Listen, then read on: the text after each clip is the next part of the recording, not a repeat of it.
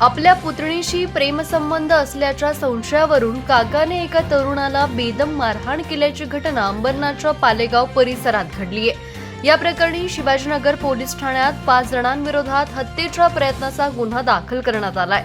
ओम खोरे असं मारहाण करण्यात आलेल्या तरुणाचं नाव असून तो या मारहाणीत गंभीर जखमी झालाय। त्याला मुंबईच्या केएम रुग्णालयात उपचारांसाठी दाखल करण्यात आलंय।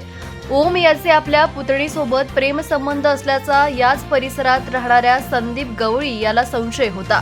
त्यामुळे संदीप याने त्याचे साथीदार रवी परमार, नयन मडवी, सचिन पाटील, राज देसेकर यांना सोबत घेत 23 जून रोजी रात्री 10:15च्या सुमारास ओम यांचं पालेगावच्या सोल फिटनेस जिम समोरून अपहरण केलं आणि त्याला एका मैदानात नेऊन लोखंडी रॉड, बांबू आणि चाकूने जीवघेणी मारहाण केली।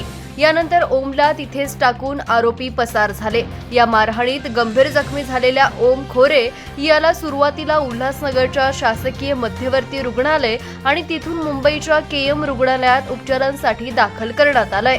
या प्रकरणी शिवाजीनगर पोलिसांनी हत्येच्या प्रयत्नासह इतर कलमांन्वये गुन्हा दाखल केला असून आरोपींचा शोध सुरू असल्याची माहिती सहाय्यक पोलीस आयुक्त शैलेश काळे यांनी दिली आहे।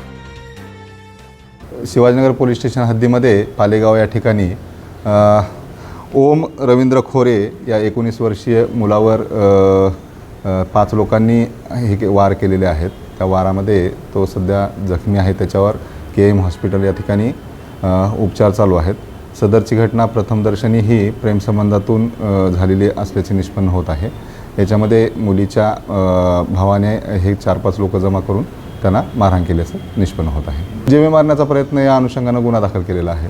आरोपीच्या अटकेच्या अनुषंगानं आमची डीबी टीम त्यात प्रयत्नशील काम करत आहे। जिमवरून बाहेर निघत होतो मी, तेव्हा त्यांनी मला बोलावला। जिमच्या समोर एक मैदान आहे, त्याच्या पुढे नेला। दांडका होती, रॉड होती, कोणतरी फेकले तिथे आणि मग मारले मला। दोन्ही पायावर लागलंय, दोन्ही हातावर, पाठीवर मारलंय खूप। संदीप गवली, शंभू होता आणि एकाचा चेहरा ढाकलेला होता काळ्या कपड्याने। माझा मुलगा ओम रवींद्र खोरे आज संध्याकाळी 9:30 वाजता जिमला गेले असताच त्याला जिममधून पकडून नेऊन अपहरण करून जीवे मारण्याचा प्रयत्न केला।